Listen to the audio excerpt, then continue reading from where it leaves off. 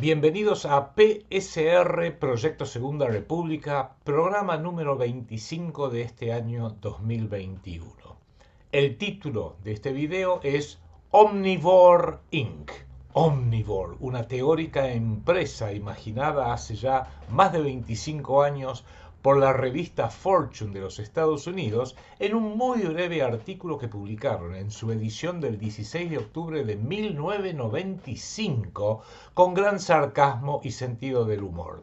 En 1995 el mundo empresarial estaba muy metido en todo aquello de la reingenierización, reinventar las corporaciones, una nueva etapa del capitalismo planetario que había cobrado renovada fuerza a partir de la globalización que se produjo con el colapso de la ex Unión Soviética en 1990.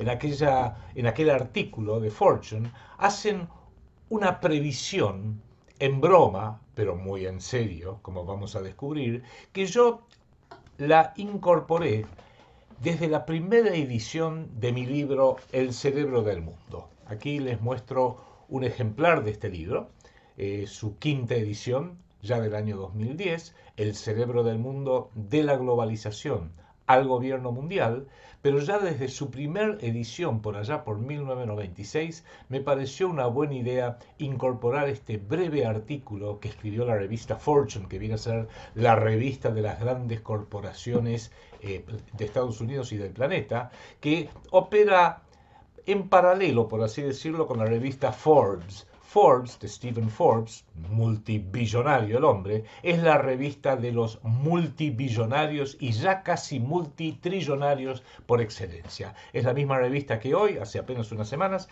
nos acaba de dar la lista de los individuos más ricos del planeta Tierra, no solo porque tienen dinero, lo cual es importante, pero más todavía porque controlan el dinero y son los que toman las decisiones de hacia dónde hemos de canalizar este dinero, objetivos e intereses concretos que tienen los multibillonarios y hacia dónde no hemos de canalizarlo. Entonces, por ejemplo, volviendo a nuestros días, los primeros 10 multibillonarios del planeta Tierra tienen una riqueza conjunta declarada de 1.511.000.000.000. 1.511.000.000.000 de dólares. Tome un papel, ponga 1511, agréguele 9 ceros y esa es la cifra que esta gente posee y controla oficialmente.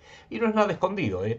Los primeros 10 son Jeff Bezos, el segundo es Elon Musk, el tercero es Bernard Arnault y su grupo familiar de los productos de tocador y de alto lujo LVMH de Francia, Bill Gates de la Bill and Melinda Gates Foundation y fundador de Microsoft, Mark Zuckerberg, que estuvo mucho en las noticias este muchachito en estos últimos días, Warren Buffett, ya hoy tiene más de 90 años, Sergey Brin, que es uno de los fundadores y también dueños de Google, Mukesh Ambani de la India.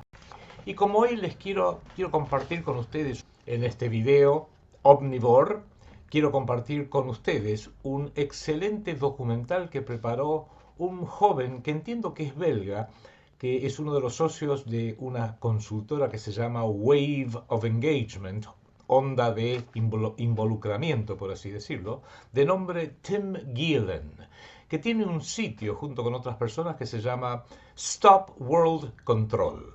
Detengamos el control del mundo. Y un video que preparó, que está en inglés y le estamos poniendo los subtítulos abajo, es Monopoly. Who controls the world? Monopolio, o Monopoly, como el juego de Monopoly. ¿Quiénes controlan el mundo? Y da toda una serie de datos sumamente interesantes.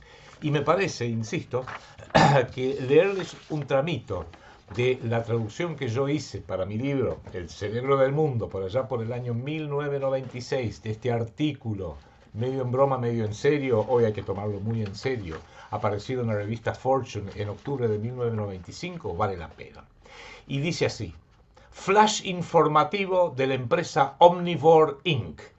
Paren las rotativas. Estamos en el año 2009, recuerde que esto se escribió en 1995. Estamos en el año 2009 y los muchachos que armaron la máxima mega fusión quieren hacer una breve declaración. Y la declaración es la siguiente.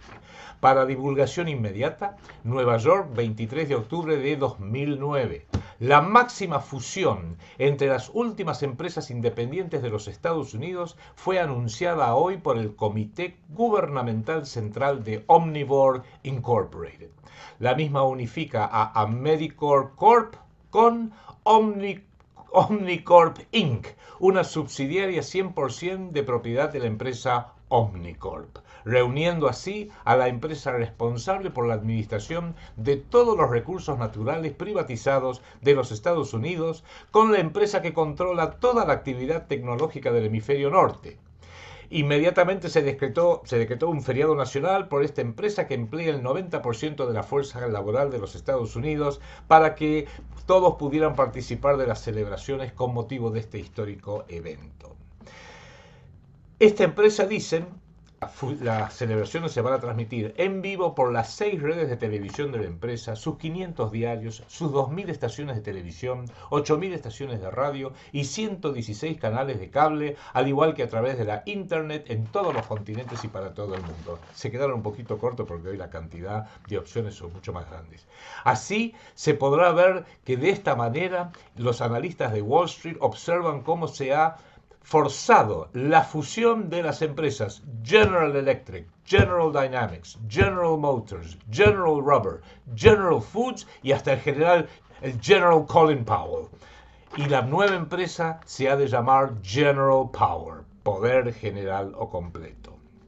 Agregando que General Power ahora pasa a llamarse Omnivore Incorporated. Y al hablar ante una asamblea de 1.500.000 trabajadores, declara que nuestra meta es comernos todo lo que exista, siendo aclamado fervorosa y unánimemente. Y hete aquí que Americorp, que era la empresa competencia, por así decirlo, Americorp Inc., era una empresa dedicada a la privatización de todo el patrimonio público y natural de los Estados Unidos. Abarca los rubros de comestibles, bebidas, seguros, ropa masculina, ropa femenina, servicios farmacéuticos y medicinales, el Partido Republicano y el Partido Demócrata, y luego todos los partidos políticos del país y la Internet. Esto incluía también poseer caminos, bibliotecas, escuelas, animales y en una maniobra muy controvertida y estratégica, también esta empresa adquirió la totalidad de los derechos del aire y el agua disponible en Estados Unidos y luego en el mundo hasta el año 3001.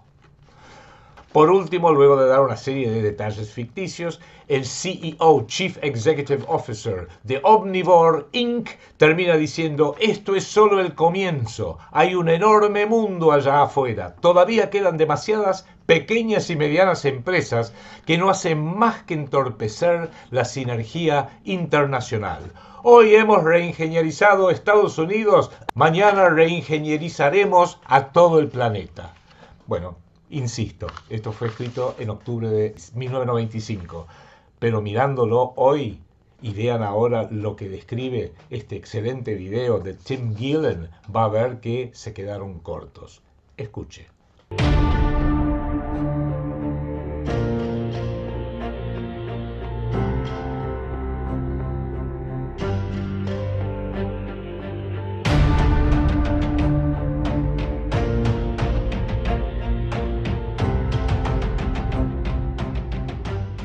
Dear fellow human, I think by now you have the feeling that something is not right about our current situation. I also think that the many ill-founded conspiracy theories may have caused you to distance yourself from both the media scaremongering and from those who spread the conspiracy theories. Still, I hope you will listen to me for a moment, because as you watch this video, hundreds of millions of people worldwide are falling into poverty because of the measures that have been in place for so long.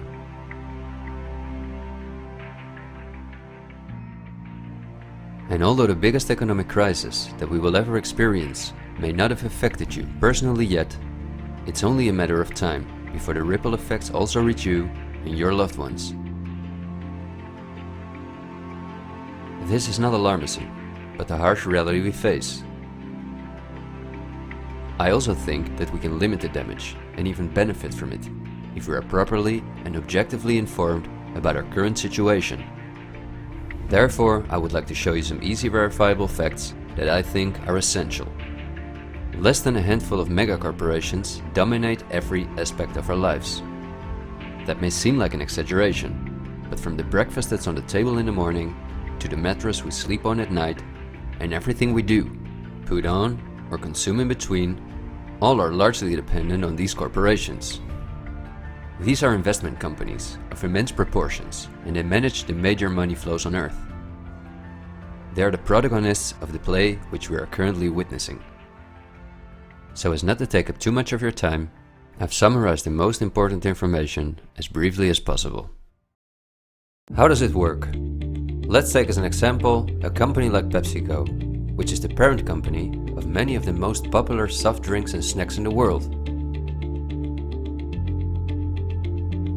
There appear to be many different competing brands, but they all come from the factories of a small number of corporations that together have a monopoly on the industry. Within the packaged food industry, there are a number of other major companies such as Unilever, the Coca-Cola Company, Mondelez, and Nestlé. On this image, you see that virtually every well-known brand in the packaged food industry belongs to one of these corporations. You can easily get this kind of information. You can verify it on the websites of the relevant brands or on Wikipedia. Companies of this size are usually publicly traded and have a board where the largest shareholders call the shots. On websites like Yahoo Finance, we can find detailed company information, including who the largest shareholders of these companies are. Let's take PepsiCo again as an example. We see that 73.14% of the shares are held by no less than 3,379 institutional investors. These include investment companies, mutual funds, insurance companies, banks, and in some cases, governments. Let's look at who the largest institutional investors of PepsiCo are. As you can see, just 10 out of the 3,379 investors account for almost 1/3 of all shares. The combined share capital of these top 10 has a value of approximately $60 billion. But of those 10 investors, 3 own more shares than the remaining 7. Let's remember their names and let's see who owns the most shares at the Coca-Cola Company, Pepsi's big competitor.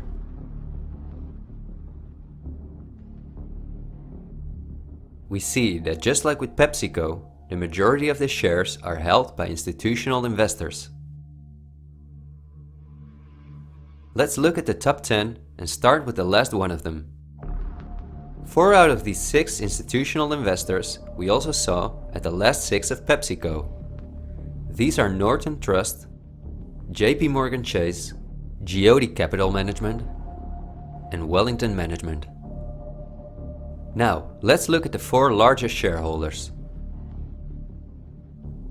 3 of these we also saw in the top 4 at PepsiCo.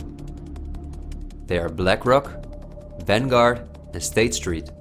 And there's another one, Berkshire Hathaway. These are the 4 largest investment companies on the planet. PepsiCo and Coca-Cola are anything but competitors. But also the other big companies that own many brands, such as Unilever, Mondelez, and Nestlé, are owned by the same small group of institutional investors. And you don't only find these names in the packaged food industry. For example, let's look up on Wikipedia what the largest companies are within the technology industry. Facebook owns WhatsApp and Instagram. Together with Twitter, they form the most popular social media platforms in the world. Alphabet is the parent company of all Google businesses, including YouTube and Gmail, but they are also the biggest sponsors and developers of Android, one of the 2 operating systems on which almost all smartphones and tablets in the world run. The other operating system is Apple's iOS. Finally, if we add Microsoft to the other three, we see that 4 companies produce the software that almost all computers, tablets and smartphones in the world depend on.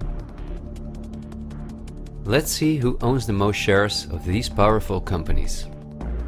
If we look at Facebook, we see that more than 80% of the shares are owned by institutional investors. These are the same names we saw in the food industry. Again, the same investors at the top. Then Twitter, which with Facebook and Instagram makes up the top 3. Amazingly, we see that the company is also owned by the same investors.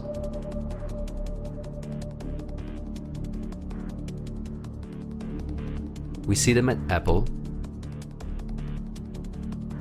but also with their big competitor Microsoft.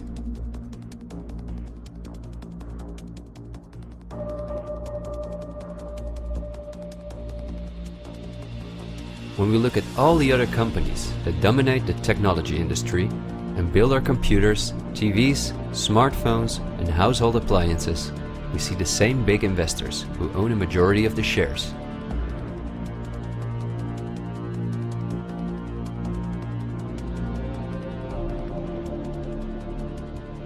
We see this within all industries around the world.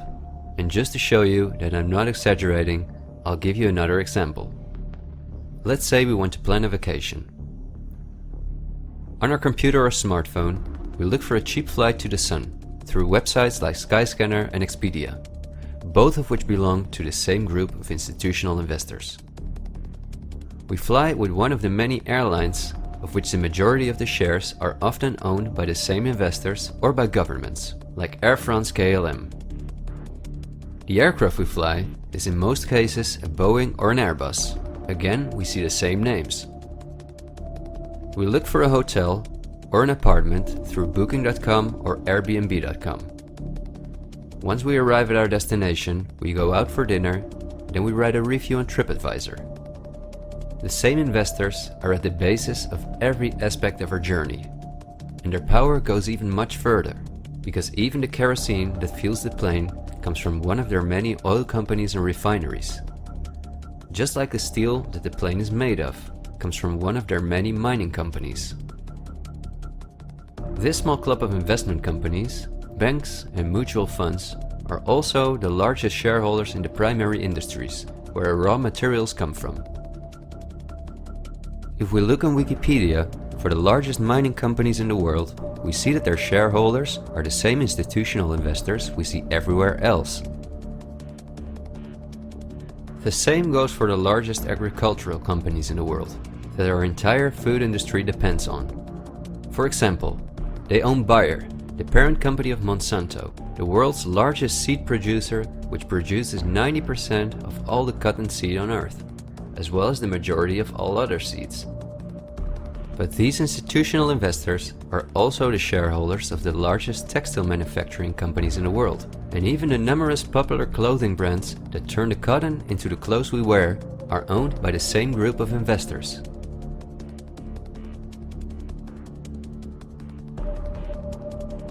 Whether we have the world's largest solar panel producers or the largest oil refineries, the shares are managed by the same companies. They own the tobacco companies, who produce all the popular tobacco brands in the world. But they also own all the major companies in the pharmaceutical industry and the scientific institutes that produce the drugs. They own the companies that produce our metals and raw materials, and the entire automobile, aircraft and arms industry where those metals and raw materials are processed.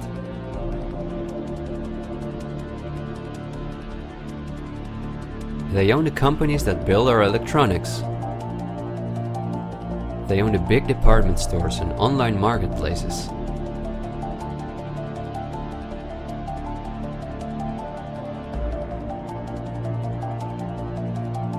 And even the payment methods that we use to pay for their products.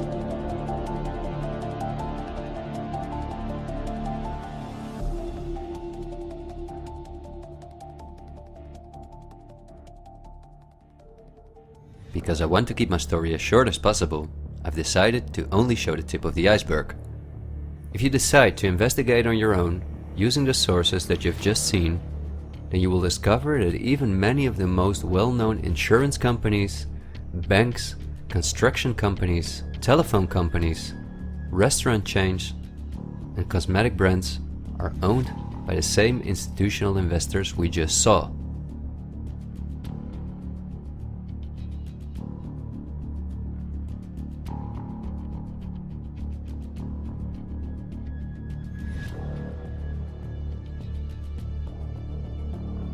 These institutional investors are, as I told you earlier, mainly investment companies, banks and insurance companies. They are in turn also owned by shareholders. Now, what is the most amazing thing? All of these institutional investors own each other's shares, and together they form an immense network that we can compare to a pyramid. The smaller institutional investors are owned by larger investors, who in turn belong to even larger investors. The visible top of this pyramid consists of only two companies, and we have seen their names many times by now. They are Vanguard and BlackRock. The power of these two companies is something we can barely imagine. Not only are they the largest institutional investors of every major company on Earth, they also own the other institutional investors of those companies, giving them a complete monopoly. According to a report by Bloomberg, one of the most respected institutions in the world in the field of financial data and analytics, experts expect that by 2028 both companies will collectively manage about $20 trillion in investments, and in the process will own almost everything on Earth. The same Bloomberg called BlackRock the fourth arm of government, because it is the only non-government entity that has a close relationship with the federal banks, also called the central banks. BlackRock not only lends money to the federal banks, but is also their principal advisor and the developer of the computer system that the federal banks use. Dozens of BlackRock employees had senior positions in the White House during the Bush and the Obama administrations, and currently under Joe Biden. BlackRock CEO Larry Fink is a welcome guest with many heads of state and politicians, and understandably so. He's the face of the company that pulls the strings.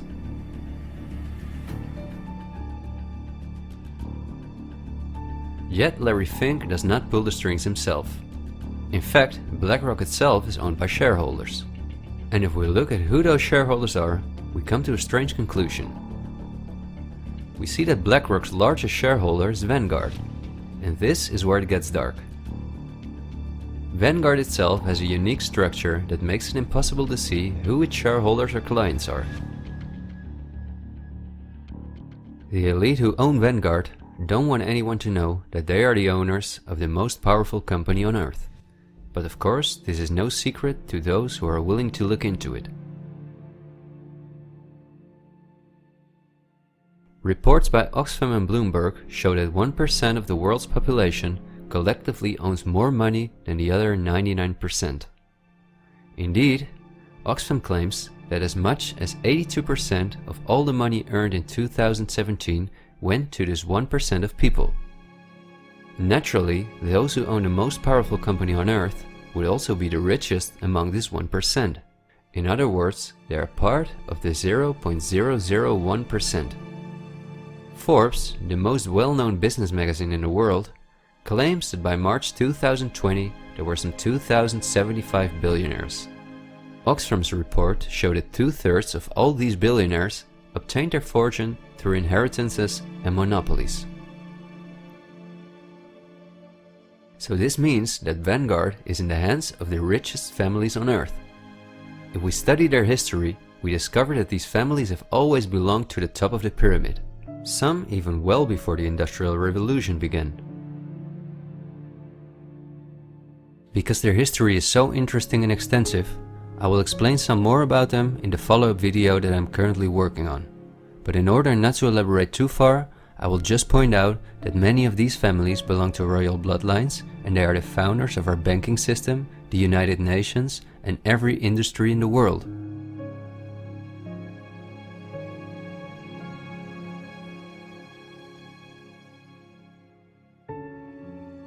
These families never lost their power, but because of an increasing world population, they were forced to hide behind investment companies such as Vanguard, whose largest shareholders are the private funds and non-profit organizations of these families.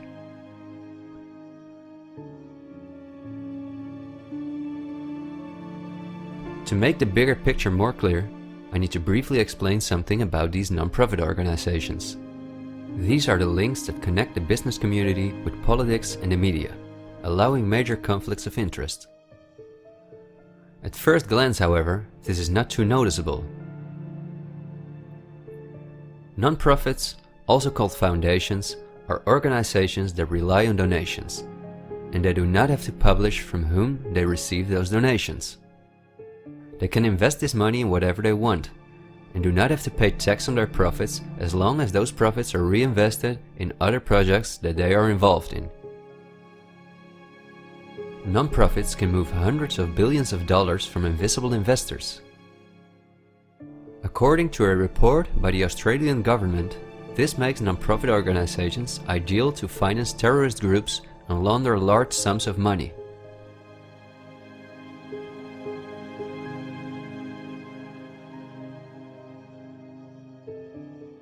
The foundations and funds of the families who are highest in the hierarchy of the 1% hide behind the scenes as much as possible. However, for cases that have a lot of publicity and attention, they use the foundations of philanthropist families that are lower in the ranking, but who are also extremely wealthy. In order to be concise, I will only highlight the 3 most important foundations in the world that connect all the industries in the world to each other. These are the Bill and Melinda Gates Foundation, the Open Society Foundations of the controversial multi-billionaire George Soros, and the Clinton Foundation. A very brief introduction to give you an idea of the size of these types of foundations. According to the official website of the World Economic Forum, the Gates Foundation is the largest funder of the World Health Organization, after President Donald Trump halted the funding of the WHO by the US in 2020. This makes the Gates Foundation one of the most influential organizations in the world in the area of everything that relates to our health. The Gates Foundation has a close partnership with the 16 largest pharmaceutical companies in the world, including Pfizer, AstraZeneca, Johnson & Johnson, BioNTech, and Bayer, and we have just seen who own the most shares of these companies.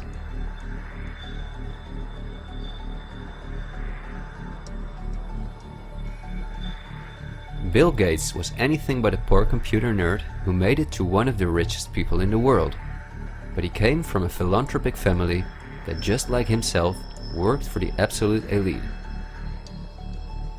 Bill is the founder of Microsoft, which is owned by BlackRock, Vanguard, and until recently Berkshire Hathaway, but at the same time the Gates Foundation is the largest shareholder after BlackRock, Vanguard and State Street in Berkshire Hathaway, where he was even on the board for a while. We would spend hours if we considered everything the Gates Foundation, the Open Society Foundations of George Soros, and the Clinton Foundation are involved in. But because they connect us with the next topic and with the current events, this brief introduction was important. Bueno, hemos dividido este video en 3 partes para que sea más fácil su visualización. Y ahora viene una parte que habla mucho de cosas que venimos hablando tanto en el programa Antisistemismo Explícito por Radio Sónica con mi colega Enrique Romero, como en este canal PSR. Y se refiere al Foro Económico Mundial, que ha recibido la tarea encomendada por las Naciones Unidas, o Naciones Unidas viene encomendada por el Foro Económico Mundial, de el marketing de todo este sistema planetario, el marketing del nuevo orden mundial, que ya no se llama más nuevo orden mundial porque esa frase adquirió mala prensa. Ahora se llama The Great Reset, el gran reseteo, y sus dos caras más visibles son el fundador y director ejecutivo, CEO vitalicio del Foro Económico Mundial, el World Economic Forum, el germano Klaus Schwab, con su acento de nazi de Hollywood, junto con su colega, el príncipe Carlos de la familia real británica. Dos señores a quienes la humanidad les interesa una barbaridad. Filántropos, por supuesto. Véalo, y yo también en un pequeño ejercicio que estuve haciendo, un poco también en broma, un poco en serio, ustedes saben que yo escribí otro libro en inglés que se llama Private World Government Enthroned, A Catastrophe for Mankind. Bueno, ahí puse un pulpito, un kraken. En realidad estoy traduciendo la primera parte, que es la más importante, de este libro, y espero poder ponerlo disponible en breve en castellano. Pero lo que dice ahí básicamente es que se ha entronizado un gobierno mundial privado luego del golpe de Estado perpetrado por la élite de poder privada planetaria en febrero o marzo del 2020. Por eso insistimos, hubo un golpe de Estado planetario, pero en vez de imponer un gobierno mundial público, han impuesto un gobierno mundial privado. Y como les decía, se me ocurrió, esto es muy flexible, por supuesto, que si tuviéramos que definir quiénes son las autoridades de este gobierno mundial privado, podríamos decir que el CEO, el Chief Executive Officer, sería George Soros de la Open Society Foundation, las instituciones de la sociedad abierta, que este ultratrillonario degenerado e inmoral por propia admisión ha impuesto sobre el mundo, y él asumió esta función de ser el CEO, el Chief Executive Officer del gobierno mundial privado, luego del fallecimiento del anterior CEO, David Rockefeller, a los 102 años, en el 2017. ¿Y quién sería el Chief Operational Officer?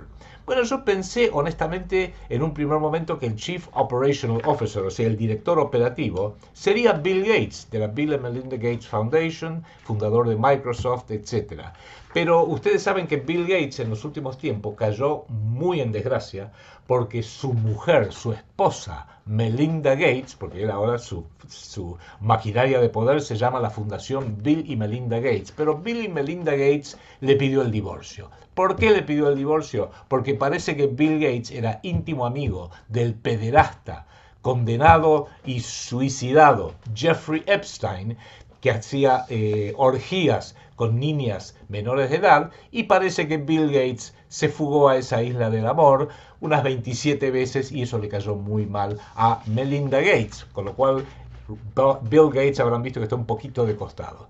Pero de todos modos se me ocurre que sí, él hubiera sido la persona indicada para llamar el gerente operativo del planeta, pero hoy creo que esa figura está más en manos de justamente Klaus Schwab, que lo está llevando adelante con un criterio de marketing tremendo, según un convenio que Klaus Schwab firmó con Eduardo Gutiérrez, secretario general de las Naciones Unidas, en junio del 2016, donde las Naciones Unidas imponen a todos los países del planeta la Agenda 2030 y le ha delegado al Foro Económico Mundial el marketing de todo esto, que, insisto, en vez de llamarlo Nuevo Orden Mundial, ahora lo están llamando The Great Reset.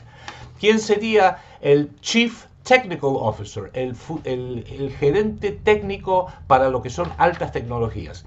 Posiblemente podríamos nombrarlo a Elon Musk, el número 1 de SpaceX, que manda cohetes al espacio y quiere ya planificar un viaje a Marte, y Neuralink, que está una empresa que está buscando la interfase entre el cerebro humano y las computadoras. Vamos a ver a dónde llega eso.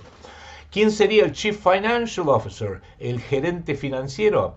Podrían ser seguramente ya más un conjunto de hombres y mujeres. Por ejemplo, Lloyd Blankfein de Goldman Sachs, uno de los mayores bancos del planeta, los gobernadores de la Reserva Federal, hoy Jerome Powell, del Banco de Inglaterra, del Banco Central Europeo, hoy a cargo de Christine Lagarde, del Fondo Monetario Internacional y algunos más. ¿Quién sería el Chief Commercial Officer, el director comercial de todo el planeta Tierra privatizado? Jeff Bezos de Amazon, que según Forbes hoy es el hombre más rico del planeta. Jeff Bezos tendría casi 190.000 millones de dólares. ¿Qué tal? Y no crean que con eso van a comprarse más cosas. Lo que quieren es poder y control. ¿Quién sería el Chief Intelligence Officer? El funcionario, el director de inteligencia planetaria. Mark Zuckerberg, fundador y controlador y que está bajo mucha presión de Facebook, Instagram, Messenger, WhatsApp. ¿Quién sería otro Chief Technical Officer para el hardware, para todo lo que son las máquinas de computación? Posiblemente sea Tim Cook, el CEO, Chief Executive Officer de Apple. ¿Quién sería el Chief Technical Officer para los software? Posiblemente sea Sundar Pichai, que hoy es el CEO de Google, junto con Larry Page y Sergey Brin, que son los fundadores y principales accionistas de Google y de las empresas que operan en Google. ¿Quién sería el Chief Entertainment Officer, el director de entretenimiento planetario para lavarnos el cerebro? Los network, Netflix, Hollywood, etc. Yo pensé que en realidad, estoy seguro que iban a ser Harvey Weinstein y posiblemente Jeffrey Epstein también. Pero bueno, Harvey Weinstein está preso hoy porque acosaba sexualmente a todas las grandes actrices que conocemos y que querían salir adelante en Hollywood. Y Jeffrey Epstein, que llevaba a su isla del amor a todos estos grandes popes, bueno, también lo suicidaron. Veamos ahora, por favor, la segunda parte de este informe, que se centra en el World Economic Forum de Charles Schwab, el Foro Económico Mundial que tiene a su cargo el marketing del nuevo orden mundial para todo el planeta, y en ese nuevo marketing ya no se llama más nuevo orden mundial, se llama The Great Reset, el gran reseteo. Miren. I think the next topic should start with a question. A random person like myself, with very little experience in video editing, using an old laptop, can in 20 minutes objectively portray that only 2 companies have a total monopoly over all the industries in the world. So the natural question is, why don't you hear about all of this in the media? What? That's a good question. Every day we have the choice between countless reports, documentaries and television programs, and yet not one of them talks about this. Is it something not interesting enough? Or might there perhaps be other interests at play? The answer we get again from Wikipedia. About 90% of the international media is owned by 9 media conglomerates. The companies owned by these media conglomerates are too many to mention, so I'm just going to show you the most important brands that we all know. Viacom-CBS is the parent company of, among others, all CBS channels, Paramount, where the most famous movies and series in the world come from, MTV, Comedy Central, Nickelodeon, the popular British Channel 5 and the popular Australian 10. Guess who the largest shareholders of Viacom-CBS are? Before we look at the other major conglomerates, let's not forget to mention our extremely powerful streaming monopolists, Netflix and Amazon Prime, both of which belong to the same shareholders. Then AT&T, which is the parent company of Warner Brothers, HBO, Discovery Channel, CNN, Cartoon Network, TNT, DC, and many other well-known brands. Guess who the largest shareholders of AT&T are?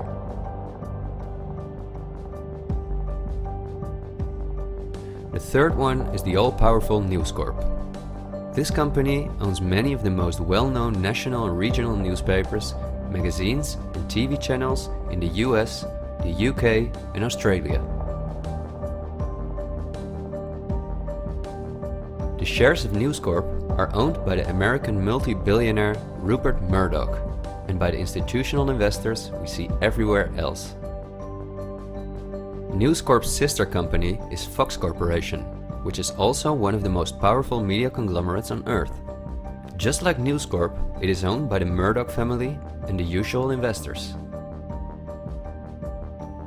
Then the Walt Disney Company, a conglomerate of unimaginable dimensions, with many subsidiaries such as Pixar, Marvel, 20th Century, Lucasfilm, ABC, National Geographic, and Hulu. Who are their biggest shareholders?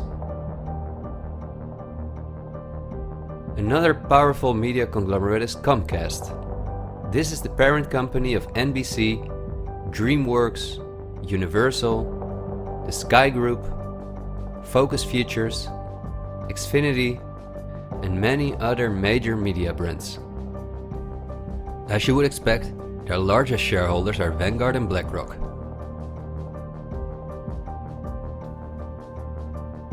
I could go on for hours and show that in almost every country on Earth, the local media is in the hands of these kind of conglomerates, which in turn are owned by our institutional investors or by extremely rich and powerful elite families. In the UK, for example, virtually all popular newspapers and magazines are owned by the Daily Mail Group, Reach, and the aforementioned News Corp. In the Netherlands, the entire media is in the hands of the Persgroep, Mediahuis, and Bertelsmann. And in Germany, the entire media is either controlled by the German government, ProSiebenSat.1, Axel Springer, and again, Bertelsmann, which is also a conglomerate of unprecedented dimensions. Not only is this the parent company of the largest book publisher in the world, Penguin Random House, and owner and founder of BMG Music, Bertelsmann also controls a large part of the European media through their subsidiary RTL, a company with 67 TV channels, 10 streaming platforms, and 38 radio stations. Bertelsmann is owned by the ultra-rich Bertelsmann-Mohn family, who openly collaborated with the Nazis. Because of this, Reinhard Mohn was held as a prisoner of war in the US. Besides RTL, Bertelsmann also owns a large part of the French mainstream media. And together with Mediaset, the powerful Italian conglomerate of former President Berlusconi that controls the most important part of the Italian mainstream media, they also own all popular Spanish TV channels. Now, to complete the picture, let's look at where the news comes from that all these media outlets are feeding us on a daily basis. The various news media do not produce their news themselves, but use information and images from news agencies such as Reuters, the Dutch ANP, and the French AFP. These organizations are anything but independent. Reuters is owned by the powerful Canadian Thomson family. The ANP is owned by Dutch investor Kees Omen, and the AFP is largely financed by the French government.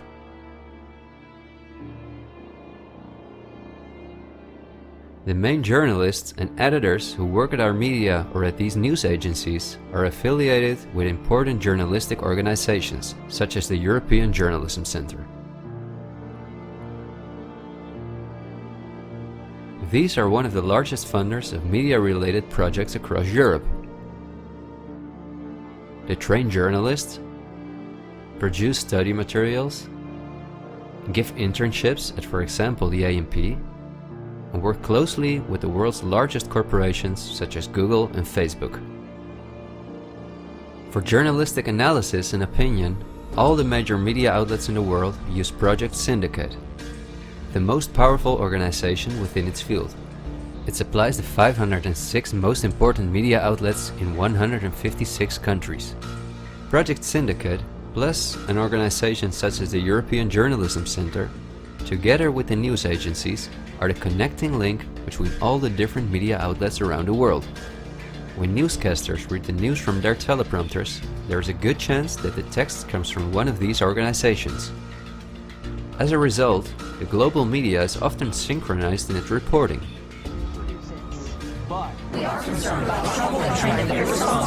One-sided news stories plaguing Our country. The sharing of biased and false news has become all too common on social media. More alarming, some media outlets publish these same fake stories without checking facts first. The sharing of biased and False news has become all too common on social media. More alarming, some media outlets publish these stories true without checking facts first. Unfortunately, some members of the media use their platforms to push their own personal bias and agenda to control exactly what people think. And this is extremely dangerous to our democracy. This is extremely dangerous to our democracy. This is extremely dangerous to our democracy. This is extremely dangerous to our democracy. This is extremely dangerous to our democracy. This is extremely dangerous to our democracy. This is extremely dangerous to our democracy. This is extremely dangerous to our democracy. This is extremely dangerous to our democracy. This is extremely dangerous to our democracy. This is extremely dangerous to our democracy. This is extremely dangerous to our democracy. This is extremely dangerous to our democracy. In September 2020, the European Journalism Centre and Facebook set up a fund to support selected news organizations to do the reporting during the corona crisis. Let's see who the organizations are that, along with the news agencies, produce our news.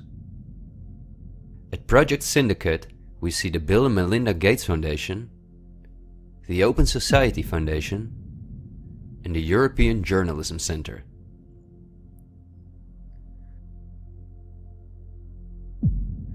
Then the European Journalism Centre itself.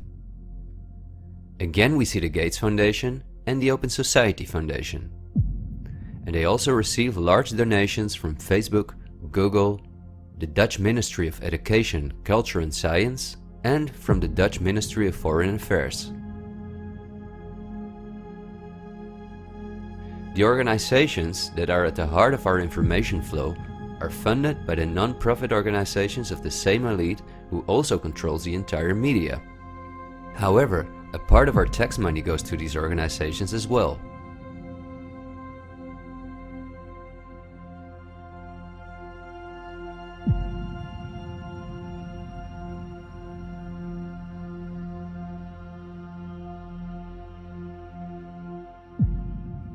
Okay, I realize this was a lot of information to process, and believe me, I've made it as short as possible, and I've only used those examples that seem necessary to show you the overall picture, so you can understand the current situation better. It is an all-encompassing topic that can change our view on many historical events, but my goal is to inform you about the danger in which we presently find ourselves. There will be enough time for us to delve into the past, so let's talk about the current events now.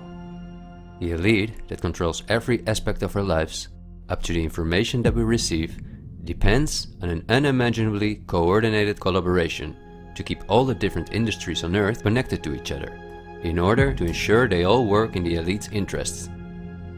This happens at the World Economic Forum, one of the most important organizations in the world. At its annual meeting in Davos, the CEOs of the largest companies on Earth gather along with heads of state, politicians, and other influential individuals and organizations like UNICEF and Greenpeace. Serving on the board of trustees are former US Vice President and climate change guru Al Gore, BlackRock CEO Larry Fink, the President of the European Central Bank Christine Lagarde, the Director of CERN Fabiola Gianotti, the Queen of Jordan, the Director of the International Committee of the Red Cross Peter Maurer, and many other politicians and CEOs of the world's most influential companies. According to the WEF's official website, their annual membership fee ranges between 53,000 and 530,000 euros. But according to the WEF's year reports, around 71% of their total budget comes from its partners, who in this way pay for the membership of young politicians who cannot afford their own fee. Wikipedia reports the following. According to critics, the WEF is a business forum where the wealthiest companies can negotiate deals with other companies or with politicians. The purpose of the WEF for many of the participants would be personal gain instead of solving global problems. I don't like to make assumptions, but would there be so many problems on Earth if the key industry leaders, bankers and politicians since 1971 had gathered annually to solve our world's problems? Is it not strange that the world's leading environmental organizations have been meeting for 50 years with the CEOs of the most heavily polluting corporations while things just keep getting worse for our natural world?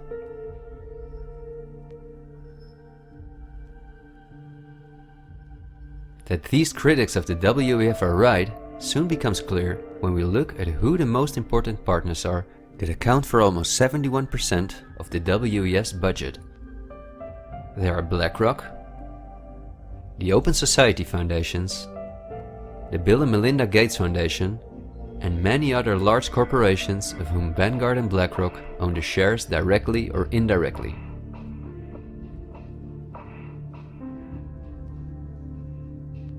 The president and founder of the WEF is Klaus Schwab, a German professor and businessman.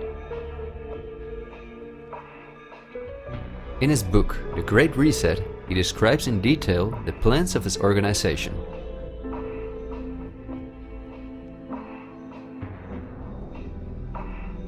The coronavirus, according to him, is the excellent opportunity to literally reset our society in every regard.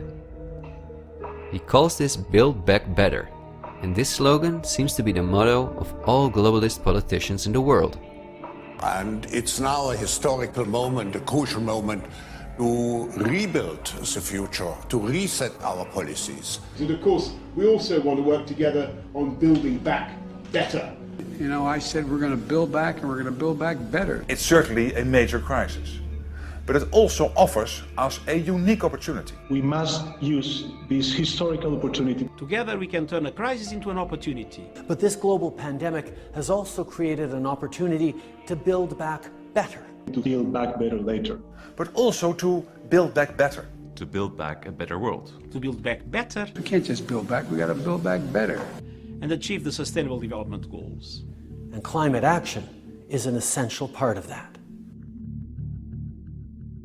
According to Schwab, our old society should be exchanged for a new one, in which countries give up their sovereignty to an all-encompassing world government, in which people own nothing but work for the state, in exchange for their housing, healthcare, and all their other basic needs. All of this is necessary, according to the WEF, because our modern consumer society, which the elite themselves imposed on us, can't keep going as it is. It's no longer sustainable.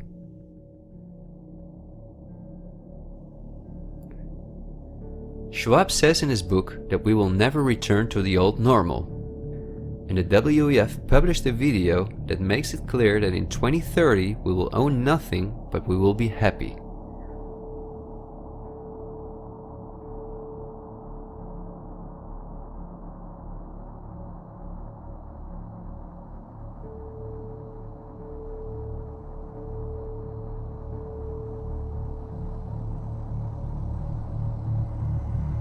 You've probably heard some talk about the New World Order. The media wants us to believe that this is a topic for conspiracy theorists, although it has been talked about for generations by presidents such as George Bush Sr., Nelson Mandela, and Bill Clinton. We have before us the opportunity to forge for ourselves and for future generations a new world order, a world where the rule of law, not the law of the jungle, governs the conduct of nations. When we are successful, and we will be, we have a real chance at this new world order, an order in which a credible United Nations can use its peacekeeping role to fulfill the promise and vision of the UN's founders. After 1989, President Bush said, and it's a phrase that I often use myself, that we needed a new world order. That the affirmative task we have now is to actually create a new world order. But also by the world's most famous philanthropists such as Cecil Rhodes, David Rockefeller, Henry Kissinger, and even George Soros. I think you need a new world order that China has to be part of the process of creating it, and they have to buy in, they have to own it. These important figures, who apart from Mandela, were all among the top of the elite when they were still alive, are not the only ones who dream about an all-powerful world government. In 2015, the UN presented its controversial Agenda 2030, which is almost identical to Klaus Schwab's Great Reset. In their own words, the UN, like Schwab, wants to ensure that by 2030, poverty, hunger, environmental pollution, and disease no longer exist on Earth. It sounds like a sympathetic plan, until you read the fine print. You see, the idea is that Agenda 2030 is going to be paid for by us, the citizens.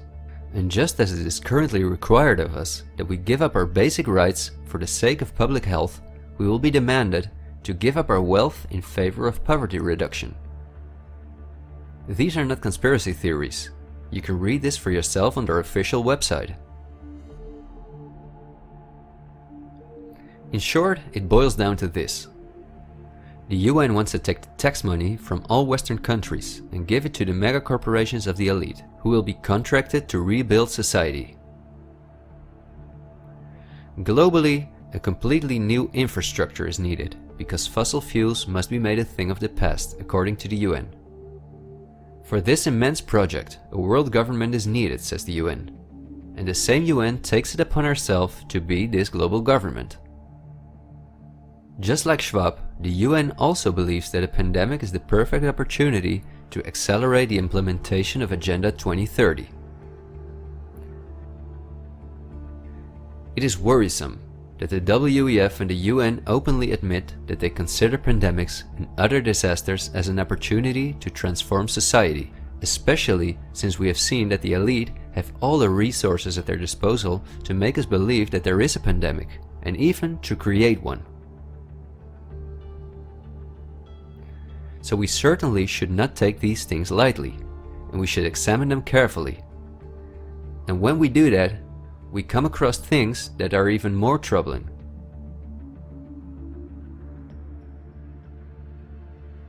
On Friday, October 18, 2019, months before the pandemic was declared, a meeting was held at the Pierre Hotel in New York City for a select group of about 130 very important guests, including politicians and the world's most respected medics and pharmacists. The purpose of the meeting was to simulate the possible scenarios in the event of a global pandemic. This could be a coincidence, you might say. For this simulation, however, a coronavirus was used as an example. The simulation covered in detail how the coronavirus would develop and how they could only control this through the intensive collaboration of entire industries, governments, and government agencies. Once again, a new world order to save us from destruction. Does it surprise you when I tell you that this meeting, called Event 201, was organized by none other than the World Economic Forum, the Bill and Melinda Gates Foundation, and the Johns Hopkins Institute?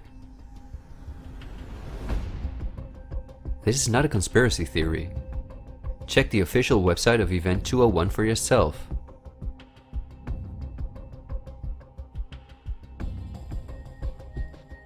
Perhaps at this point, it will no longer surprise you that the German Robert Koch Institute, which like every national health institute in the world is closely linked to the WHO, which is funded by Bill Gates, created a similar simulation in 2012.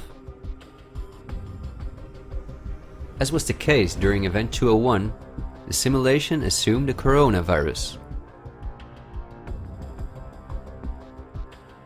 This simulation assumed that in a Southeast Asian food market, a coronavirus would spread from animal to human. How coincidental, isn't it? In this simulation, it takes several weeks for the authorities to identify the virus, allowing it to spread worldwide. The simulation is made of the consecutive 3 years, in which there are lockdowns and economies are destroyed. But also the impact on society is simulated in all aspects, even the protests. I won't tire you with the details. We talked about the incredible opportunities that technology gives us in the future to create the world that we want, to create the world that we want, to create the world that we want. The future we want. The future we want. The future we want. The future we want. The future we want. The future we want. The future we want. The future we want. The future we want. Vean estos dos breves informes, nada más y nada menos que de CNN del año 2009, cuando la OMS trató de imponer el terrorismo pandémico por la gripe porcina H1N1. En Estrasburgo, la Asamblea Parlamentaria del Consejo de Europa va a investigar hasta dónde ha llegado la influencia de los lobbies farmacéuticos en la gestión de la gripe A por parte de la Organización Mundial de la Salud. El responsable de sanidad de esa Cámara denuncia intereses ocultos y complicidad de las autoridades sanitarias. Informa Edurne Arbeloa. Gripe A, gripe de beneficios millonarios para los laboratorios con la complicidad de las autoridades sanitarias. Es lo que va a investigar la Asamblea Parlamentaria del Consejo de Europa. A partir de las denuncias de este hombre, Wolfgang Bosberg, el presidente de la Comisión de Sanidad de esa institución, el epidemiólogo considera la enfermedad como uno de los mayores escándalos médicos del siglo. Quiere que se investigue sobre todo esto, la declaración de pandemia el pasado junio por parte de la Organización Mundial de la Salud. We are in phase 6. Estamos en fase 6, dijo su directora, Margaret Chan. Justo un mes antes, la OMS había modificado los criterios. Decidió que para aumentar el nivel de alerta ya no era necesario un determinado porcentaje de muertes. A partir de ahí empezó la psicosis y el negocio de las multinacionales. Los países se lanzaron a comprar millones de vacunas. La Cámara investigará hasta qué punto los laboratorios influyeron en organismos oficiales para vender más. Tras la gripe aviar, se definió el protocolo internacional en caso de pandemia. Los laboratorios garantizaban a tiempo las vacunas y, a cambio, los estados se comprometían a comprarlas. Negocio seguro para las empresas. Edurne Arbeloa, CNN+. I mean, and we're taking things that are, genetically modified organisms, and we're injecting them in little kids' arms. We just shoot them right into the vein. Muchos lo venían sospechando, muchos lo venían diciendo en voz baja, pero hoy, como ya les hemos contado, alguien lo ha denunciado alto y claro. El presidente de la Comisión de Salud del Consejo de Europa, es un alemán que se llama Wolfgang Bosberg, ha acusado al lobby de los laboratorios farmacéuticos de organizar la psicosis de la gripe A. Este caballero es médico, es epidemiólogo y fue miembro del SPD, del Partido Socialista Alemán.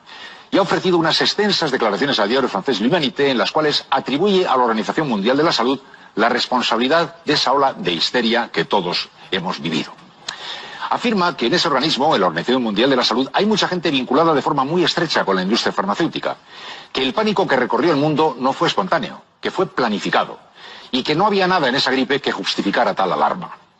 Es especialmente interesante la aportación que el doctor Bosberg hace sobre la declaración de pandemia. Cuenta lo siguiente, presten atención. Hasta el pasado mes de mayo de 2009, para que se declarara una pandemia, era preciso que pasaran dos cosas. Que un virus se extendiera con rapidez y que también el número de casos mortales estuviera siendo muy superior a las medias estacionales. Desde ese mayo de 2009, la definición se cambió. Ya no era necesario aludir a la mortalidad. Bastaba con que estuviera apareciendo en distintos países. Así pues, la pandemia quedaba definida por la propagación, no por la gravedad. Eso en mayo. Bueno, pues un par de meses después, en junio, se cambia esa definición. Se anunciaba oficialmente la pandemia de la gripe A. Los laboratorios se lanzaron a fabricar la nueva vacuna y los gobiernos, hábilmente pastoreados por los intereses de esos lobbies, hicieron lo que les correspondía hacer, comprar millones de unidades. Bueno, pues hoy sabemos que la gripe A ha producido la 10ª parte de casos mortales que una gripe estacional. Y que tenemos millones de dosis con las que no sabemos qué hacer y que intentamos colocar, quién sabe con qué argumentos, a los países subdesarrollados. Antes de que acabe este mes, el Consejo de Europa va a abrir una investigación sobre el papel de los lobbies y los gobiernos en este negocio.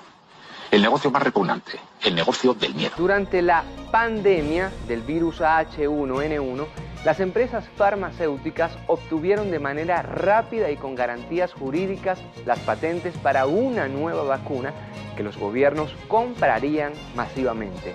Rockefeller, Rotary Club, Bloomberg y corporaciones privadas como Novartis realizan donaciones voluntarias al organismo. ¿Cómo se financia la Organización Mundial de la Salud y a qué intereses obedece realmente. Para el presupuesto de 2011-2012, el 30% de las donaciones, cifrado en 4.9 mil millones de dólares, procedía de asignaciones privadas o subvenciones voluntarias de los gobiernos. Esta última es más relevante en países donde hay grandes corporaciones farmacéuticas. En 2008, el multimillonario Bill Gates fue el segundo mayor colaborador voluntario después de Estados Unidos. Donó 338.8 millones de dólares a la Organización Mundial de la Salud. Para 2010-2011 contribuyó con 220 millones de dólares y en 2013 donó 300 millones de dólares.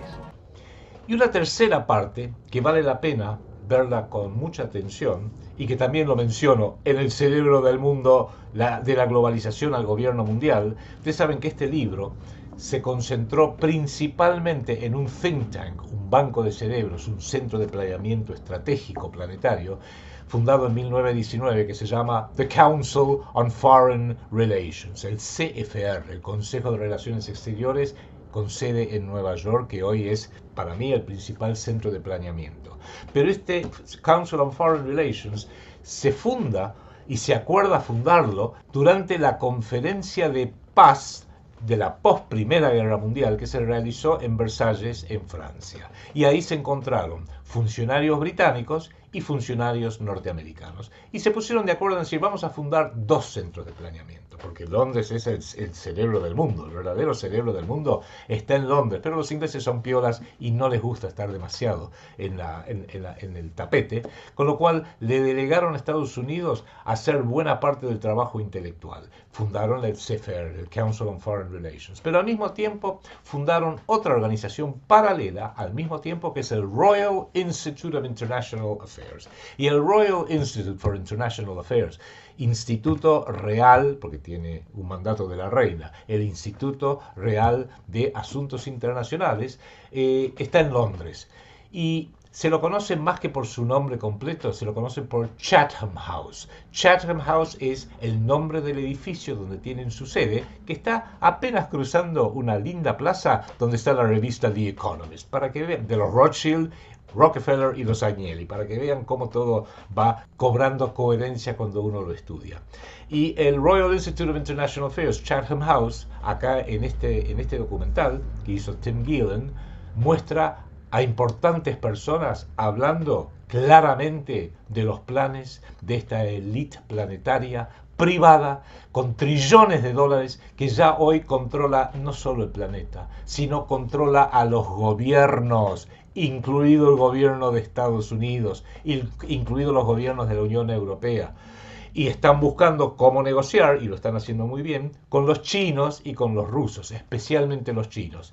Y han negociado bien, porque el modelo de gobierno mundial que nos están imponiendo a los 8.000 millones de personas de este planeta es el modelo chino. Control total. Vean esto. The last thing I want to show is an excerpt from a lecture that Belgian top virologist Mark van Ranst gave on January 22, 2019 at the Chatham House, a major non-profit organization in London, where important world leaders meet to discuss global issues. Winners of the Chatham House Prize include Hillary Clinton, Melinda Gates, and John Kerry.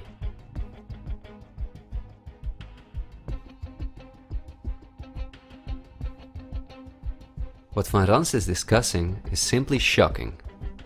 Van Ranst in fact explains how he has fooled the entire Belgian population during the swine flu through fear-mongering, out-of-context mortality rates, and media manipulation.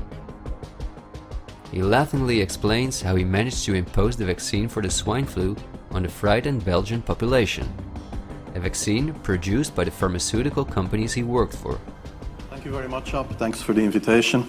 And I was asked to tell you about my experiences being the crisis manager, the flu commissioner for Belgium, and highlighting the communication. And then you have one opportunity to do it right. I mean, day one is so important. In day one, you start your communication with the press, with the people, and you have to do it right. I mean, you have to go for one voice, one message. In Belgium, they chose to appoint a non-politician to do that. I mean, I have no party affiliations, and that makes things a little bit, at that time at least, a little bit easier, because you're not attacked politically, majority, minority.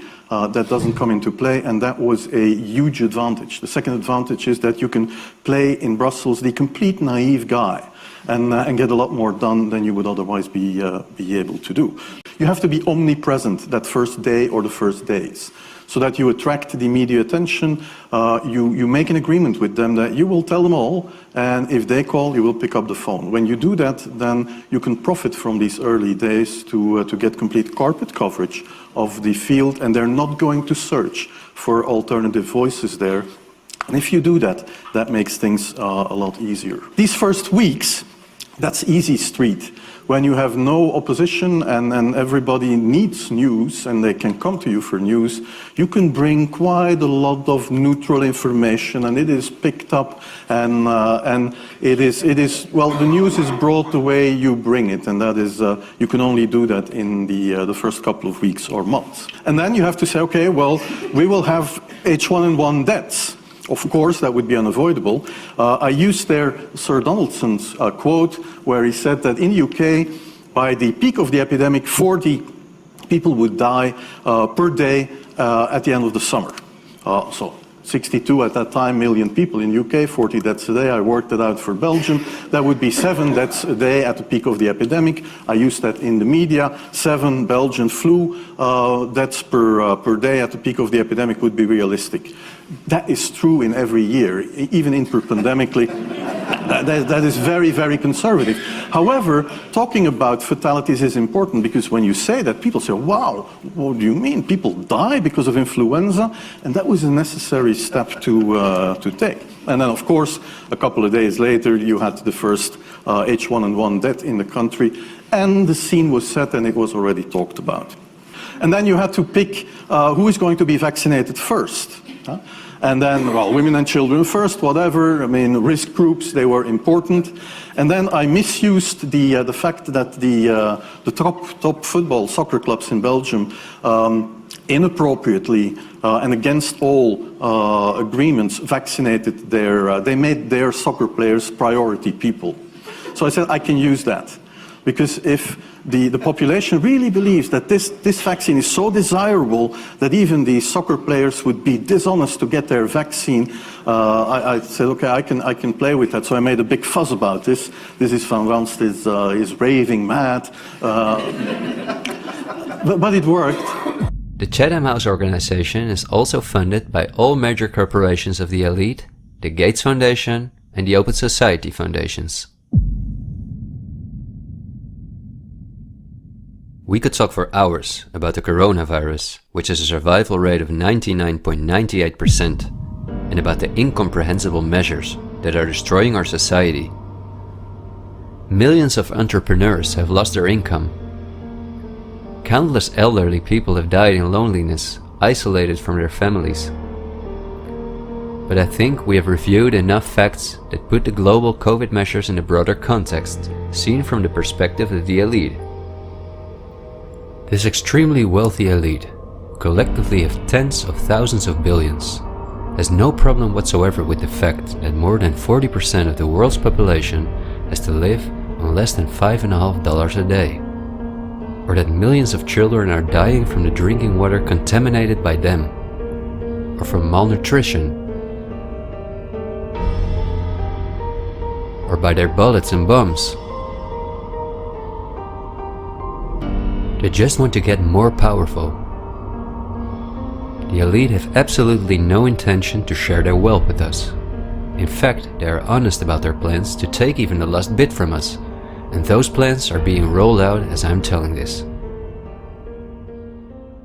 The underlying motives of the elite will not be explained in this episode, because for this we have to dive into history and discuss topics that are beyond our modern rational thinking. But for now you may understand well enough with the simple logic that a new world order, or an all-encompassing world government, is the only way for a small elite to retain its power over an ever-increasing world population. Companies like BlackRock and Vanguard do not benefit from national borders, import taxes, and real diversity.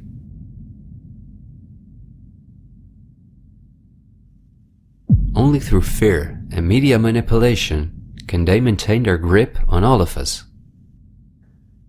And I deliberately haven't even mentioned the inhumane blackmailing methods by which the elite keep their own most important minions in line.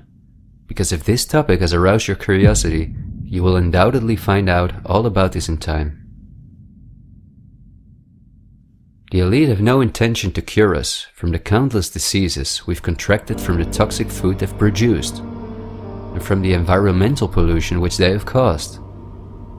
After all, if we didn't get sick, the entire pharmaceutical industry would collapse. Nothing sells like fear is the motto of top virologists like Mark van Ranst.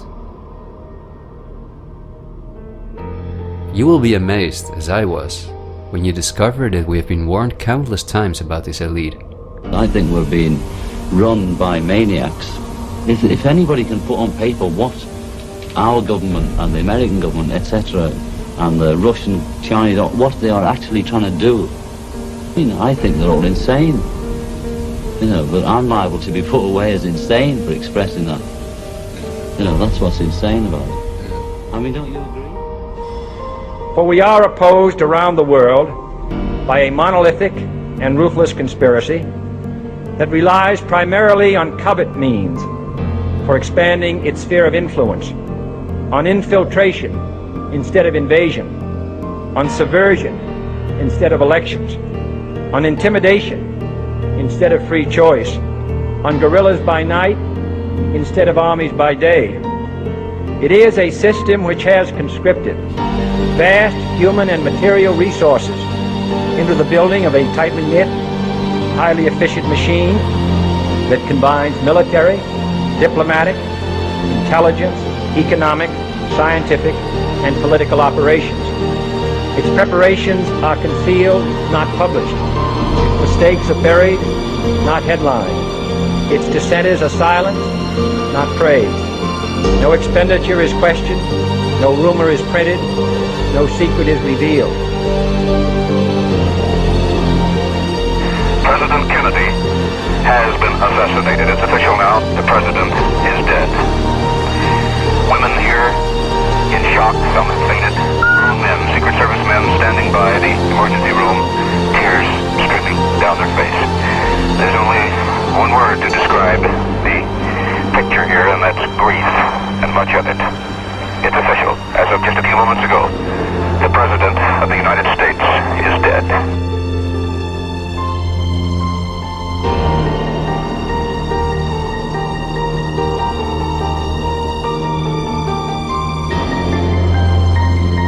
When you're talking about like really elite levels, the name of the game is blackmail. That's what runs the whole system basically.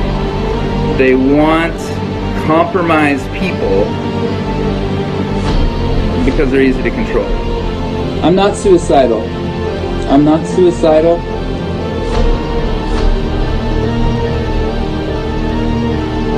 The deep state is those people within the U.S. government that are career employees that cannot be fired by people that we elect by the Congress or the President. Are these people in control? Can they enact laws? Fuck yes. Can we fire these people? No. Can presidents fire them? No. It's designed that way so that political parties and political interests cannot affect the deep state. Do you understand the nightmare of our situation, people? It is no secret.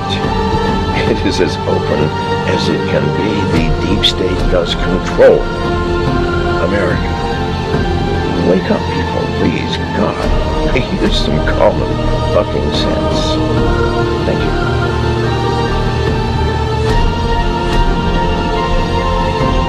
Something like 1984 could actually happen. This is the direction the world is going in at the present time. In our world, there will be no emotions except fear rage, triumph and self-abasement. The sex instinct will be eradicated. There will be no loyalty except loyalty to the party. But always there will be the intoxication of power. Always, at every moment, there will be the thrill of victory, the sensation of trampling on an enemy who is helpless. If you want a picture of the future, imagine a boot stamping on a human face forever. The moral to be drawn from this dangerous nightmare situation is a simple one. Don't let it happen. It depends on you. With this video, I hope to reach you, to reduce the ever-increasing distance between us. Only when we are divided can the elite retain its power over us. The greatest fear of the elite is that we will realize what is really going on Earth. And the only way the elite thinks they can prevent this from happening is through censorship,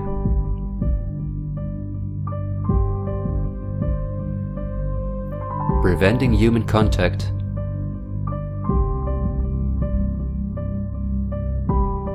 the incessant framing of political opponents and those who think differently,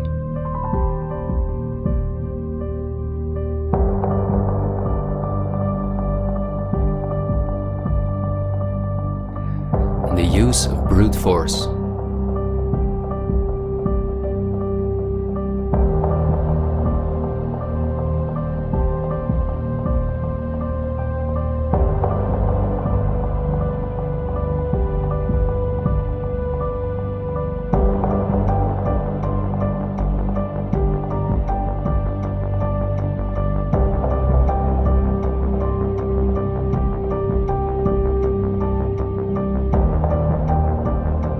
The plans of the elite are clear, and so is the ruthless way in which they want to accomplish them.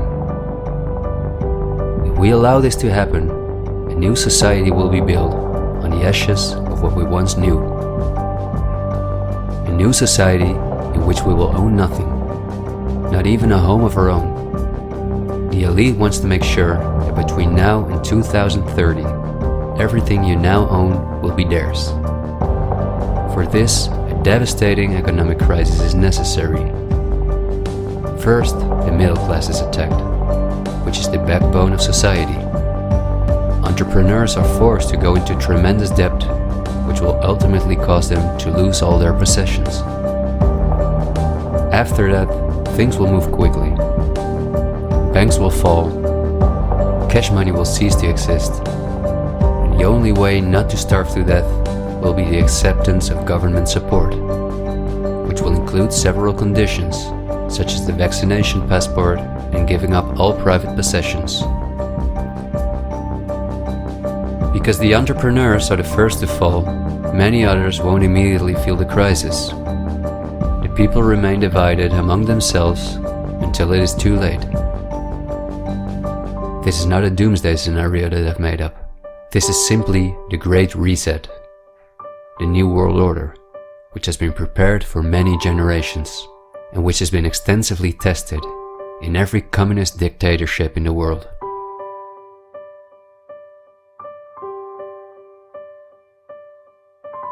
But this can also go a different direction, and instead of a great reset, we can cause a great awakening and create a world where no one has to go hungry, and where we can live in a sustainable way, in freedom, with each other and with nature. This is not an idealistic daydream. There have always been forces that have sought to break the power of the elite, but until recently, our means of communication were always insufficient to get a mass network in motion. The elite have always kept us in ignorance about the discoveries of geniuses such as Tesla, who was far advanced in the field of clean, free energy. Or Dr. Rife, who used radio waves to cure at least 16 terminal cancer patients before he, just as Tesla, died in a suspicious manner. Or Henry Ford, who in 1941 had already made a car out of bioplastic that proved stronger than steel. The elite have hidden countless such techniques from us because they form a threat to their monopolies in every industry. These were techniques that would have given us freedoms and put the elite's power at risk, which is based on our fear and dependence on their projects. These are not conspiracy theories, but facts.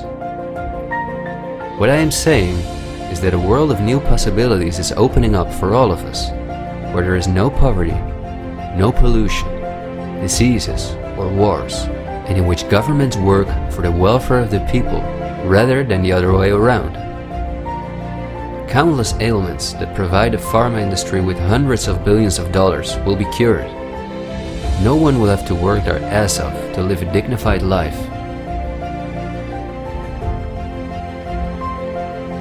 People will no longer live in fear because of the lies of the media, the pharma industry, the climate lobbies, and politicians. It's all on the horizon, but we have to go through the storm first and recognize what the real problem is in our society.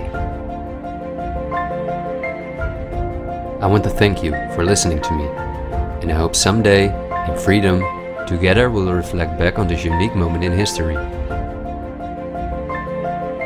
There is still so much to tell, but we will save the rest for later. This video was only intended as an introduction. This is where our journey starts, and it will be a difficult one, but we will undertake it together, and we will help each other get up when we fall.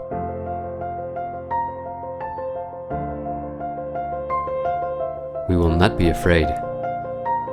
We are the 99%.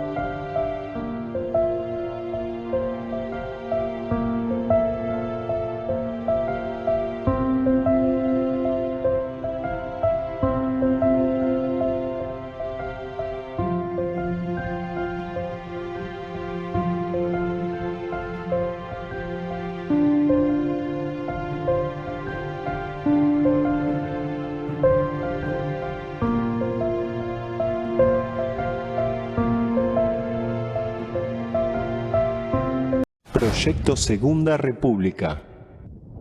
No somos la oposición. Somos la resistencia. Una idea cuyo tiempo ha llegado.